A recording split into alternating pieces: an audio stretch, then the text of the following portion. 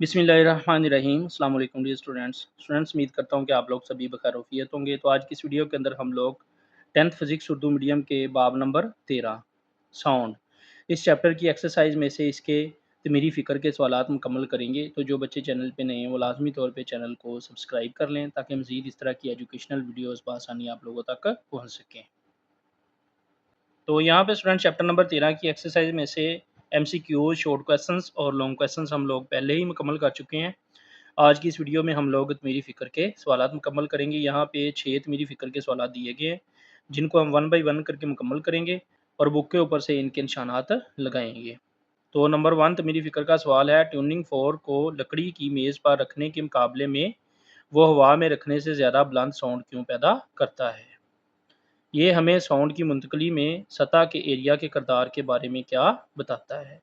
इसका आंसर सफ़ा नंबर 50 पर है। तो इसका आंसर स्टूडेंट्स बुक के अंदर से ज़्यादा बेहतर अंदाज में नहीं मिल सका, ज़रा मुश्किल था, लॉन्ग था।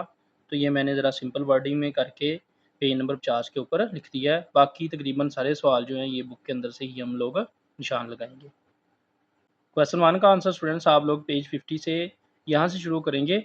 ट्यूनिंग फोर्क को जब लकड़ी की मेज़ पर रखा जाता है तो लकड़ी की मेज़ में ट्यूनिंग फोर्क से ज़्यादा सतह का एरिया होता है।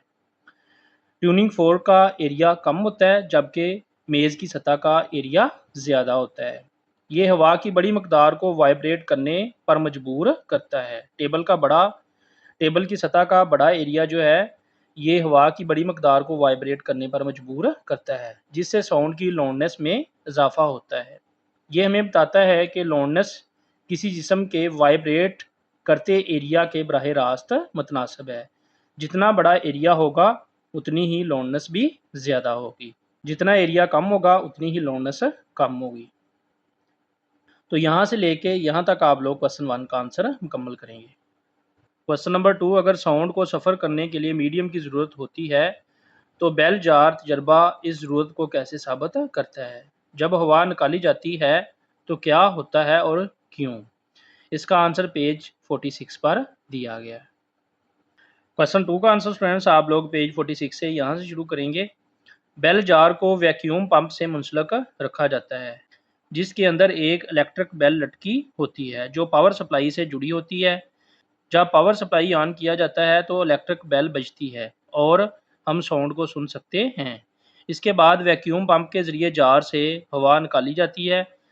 जैसे जैसे हवा निकाली जाती है बेल की साउंड कमज़ोर पड़ती जाती है और आखिरकार गायब हो जाती है, हालांकि बेल बजना जारी रहती है। जब हवा दोबारा जार में शामिल की जाती है तो साउंड दोबारा सुनाई देने लगती है। यह तजर्बा ये साबित करता है कि साउंड की वेव्स मीडियम जैसे हवा के बगैर सफ़र नहीं कर सकती। जब हवा को जार के अंदर से खारिज कर दिया जाता है तो आवाज़ आना बंद हो जाती है और जब हवा को दोबारा जार के अंदर दाखिल किया जाता है तो आवाज़ दोबारा आना शुरू हो जाती है। तो यहाँ से लेके यहाँ तक आप लोग क्वेश्चन 2 का आंसर मुकम्मल करेंगे। क्वेश्चन नंबर 3, जब एक शख्स बुलंद इमारत के करीब आकर साउंड पैदा करता है तो इसे इको क्यों सुनाई देता है? इमारत को कम से कम 17 मीटर दूर क्यों होना चाहिए ताकि इको साफ सुनाई दे? तो इसका आंसर पेज 50 पर दिया गया है। क्वेश्चन 3 का आंसर स्टूडेंट्स आप लोग पेज 50 से यहाँ से शुरू करेंगे। इंसानी दिमाग साउंड को 1 सेकंड तक याद रखता है, इसलिए एक वाज़ह इको सुनने के लिए वापस आने वाली साउंड का हमें कम से कम 1 सेकंड के बाद पहुँचना ज़रूरी है। हवा में साउंड की स्पीड 340 मीटर पर सेकंड है।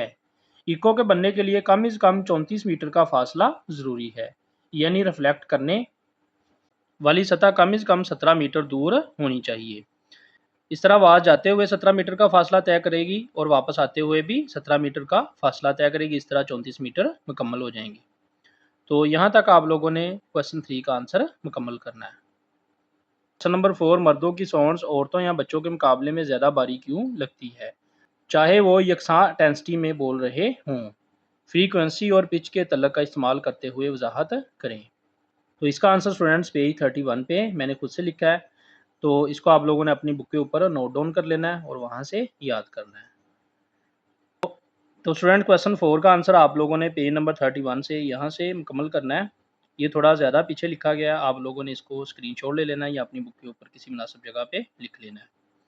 मर्दों में मोटी और बड़ी वोकल कॉर्ड्स होती हैं जो कम फ्रीक्वेंसी पर वाइब्रेट करती हैं। वोकल कॉर्ड स्टूडेंट्स ये आवाज़ पैदा करते हैं। वोकल कॉर्ड्स आवाज़ पैदा करते हैं, गले के अंदर मौजूद होते हैं जो कम फ्रीक्वेंसी पर वाइब्रेट करती हैं, जिस नतीजे में बारी साउंड बनती है। औरतों और बच्चों में छोटी और पतली वोकल कॉर्ड्स होती हैं जो तेज़ वाइब्रेट करती हैं, जिससे ज़्यादा फ्रीक्वेंसी और पिच पैदा होती है। तो यहाँ से लेके यहाँ तक आप लोगों ने क्वेश्चन 4 का आंसर मुकम्मल करना है। क्वेश्चन नंबर 5, सॉफ्ट मटेरियल जैसे क्लीन या पर्दे कमरे की सिफ्ती निगहबानी को कैसे बेहतर करते हैं? ये इको और साउंड के मेयार को कैसे मुतासर करते हैं? तो इसका आंसर पेज 56 पर दिया गया है। क्वेश्चन 5 का आंसर स्टूडेंट्स आप लोग पेज 56 से यहाँ से मुकम्मल करेंगे। सिफ्ती तहफ़्फ़ुज़ में गैर मतलूबा साउंड को कम करने के लिए सॉफ्ट मसामदार मटीरियल्स जैसे क्लीन और पर्दों का इस्तेमाल किया जाता है जो साउंड को जज़ब करते हैं और इको को कम करते हैं। तो यहाँ से लेके यहाँ तक आप लोगों ने क्वेश्चन 5 का आंसर मुकम्मल करना है। क्वेश्चन नंबर 6, जब एक शख्स किसी वादी के करीब तालीब जाता है और चंद सेकंड बाद इको सुनता है तो वो वादी का फासला कैसे माप सकता है? इस तरीके में कौन सा असूल इस्तेमाल किया जाता है? इसका आंसर पेज 55 पर दिया गया है। क्वेश्चन 6 का आंसर स्टूडेंट्स आप लोग पेज 55 से यहाँ से मुकम्मल करेंगे। सोनार सिस्टम्स में फासला या गहराई मालूम करने के लिए इस्तेमाल होने वाला फार्मूला ये है। फासला बराबर पानी में साउंड की स्पीड ज़रब वक़्त बटा 2। इस फार्मूले को आप लोग ऐसे भी लिख सकते हैं, डी बराबर वी ज़रब टी बटा 2।